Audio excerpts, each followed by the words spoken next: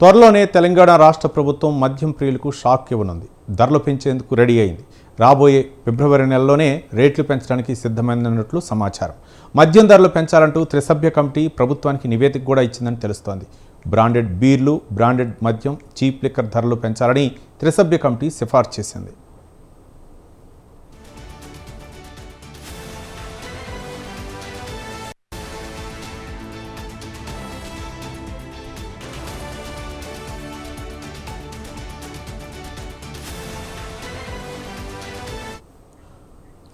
సచివాలయంలో గత 4-5 రోజులుగా ఎక్సైజ్ శాఖ అధికారులు సమావేశమై ఈ అంశంపై చర్చించారు. వచ్చే నెల నుంచి అంటే ఫిబ్రవరి 1 నుంచి మద్యం ధరలు పెరిగే ఛాన్స్ ఉంది.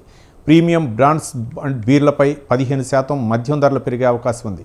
చీప్ లిక్కర్ రేట్లను తక్కువ శాతం పెంచాలని ఎక్సైజ్ శాఖ డిసైడ్ అయినట్లు సమాచారం.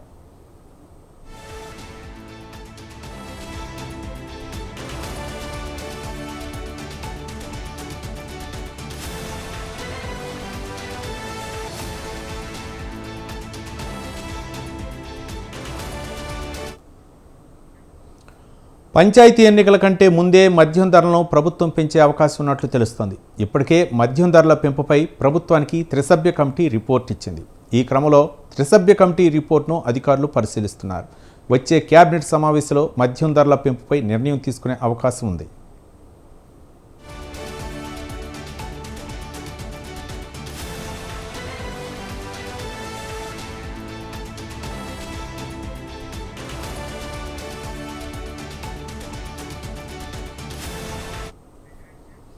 ఇదిలా ఉంటే బీసీ రిజర్వేషన్లపై మంత్రి పొన్నం ప్రభాకర్ గౌడ్ కీలక వ్యాఖ్యలు చేశారు. స్థానిక సంస్థల ఎన్నికల్లో బీసీలకు 42% రిజర్వేషన్ అమలు చేసేందుకు కాంగ్రెస్ ప్రభుత్వం సిద్ధంగా ఉందని చెప్పారు.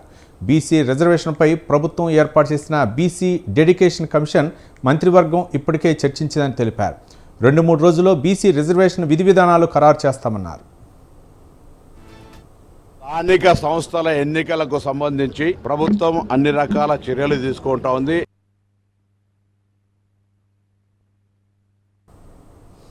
బీసీ రిజర్వేషన్ల ప్రక్రియ పూర్తవగానే స్థానిక సంస్థల ఎన్నికలు నిర్వహిస్తామని మంత్రి క్లారిటీ ఇచ్చారు. స్థానిక సంస్థల ఎన్నికలకు కాంగ్రెస్ సిద్ధంగా ఉందని, ఎవరికీ భయపడే ప్రసక్తే లేదన్నారు. ప్రభుత్వాన్ని విమర్శించే ప్రతిపక్ష నేతలను పట్టించుకోమన్నారు.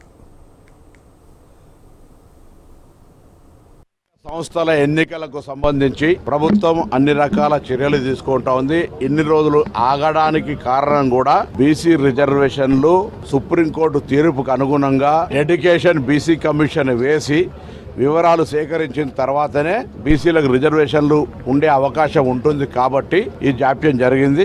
నివేదికను తీసుకొని బలహీన వర్గాలకు సంబంధించిన రిజర్వేషన్లను స్థానిక సంస్థల్లో పొందుపరిచి ఎన్నికలకు పోవడం జరుగుతుంది. స్థానిక సంస్థల ఎన్నికల పరిపుష్టి అనేటువంటిది రాజకీయాలకు సంబంధం లేకుండా ఎన్నికల నిర్వహణకు సంబంధించి మేము తప్పకుండా ప్రొసీజర్స్ ప్రకారం ముందుకు పోయేటువంటి కార్యక్రమాన్ని ముందు నుంచి కూడా చేసుకుంటూ వస్తా ఉన్నాం. గతంలో బీసీలకు రిజర్వేషన్ తక్కువ అవుతున్నాయని తెలిసి కూడా బీసీలకు అన్యాయం చేస్తూ ఎన్నికలు నిర్వహించింది గత ప్రభుత్వం. మేము ఆ విధంగా చేయదలుచుకోలేదు. బలహీన వర్గాల గొంతుకు వాయిస్ ఉండాలి. సమాజంలో స్థానిక సంస్థల్లో బలహీన వర్గాలకు రిజర్వేషన్ ప్రకారంగా రావాల్సిన వాటా రావాలని కోరుకుంటా ఉన్నాం. మేము కామారెడ్డి ఎన్నికల మేనిఫెస్టోలో చెప్పిన విధంగా 42% ఇవ్వడానికి ఇప్పుడు కూడా కంకణబద్ధులమై ఉన్నాం.